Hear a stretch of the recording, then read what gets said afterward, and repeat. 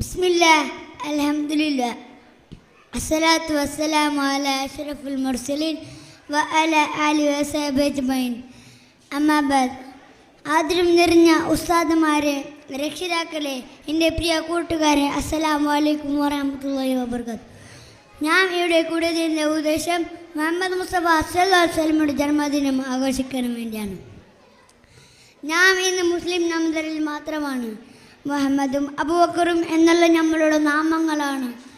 പക്ഷേ മുഹമ്മദിൻ്റെയും അബൂബക്കറിൻ്റെയും ജീവിതത്തിലുള്ള യാതൊരു ആദർശവും നമ്മളിലില്ല. എൻ്റെ യുവാക്കളെ പച്ചക്കൊടി പിടിച്ച് എള്ളും മുള്ളും പൊളിയാമെന്ന് ഘോഷവാക്യം വിളിച്ച് നടന്നാൽ പോരാ, ഇസ്ലാമിന് വേണ്ടി എള്ളും മുള്ളും പൊളിയാമെന്ന് സ്വഹാബികളുടെ ജീവിതത്തിൻ്റെ ആദർശങ്ങൾ നാം ജീവിതത്തിൽ പകർത്തണം. എന്നാൽ മാത്രമേ യഥാർത്ഥ മുസ്ലിം ആകുകയുള്ളൂ. റസൂലുള്ളാഹി സ്വല്ലല്ലാഹു അലൈഹി വസല്ലം തങ്ങൾ നമുക്ക് ഉസ്താദന്മാരെ, മാതാപിതാക്കളും സ്നേഹിക്കണം, വയസ്സന്മാരെ ആദരിക്കണം, പിഞ്ചുകുട്ടികളോട് കാരുണ്യ കാണിക്കണം എന്ന് നമുക്ക് പഠിപ്പിച്ചിട്ടുണ്ടോ. അള്ളാഹു നമ്മെ അനുഗ്രഹിക്കട്ടെ.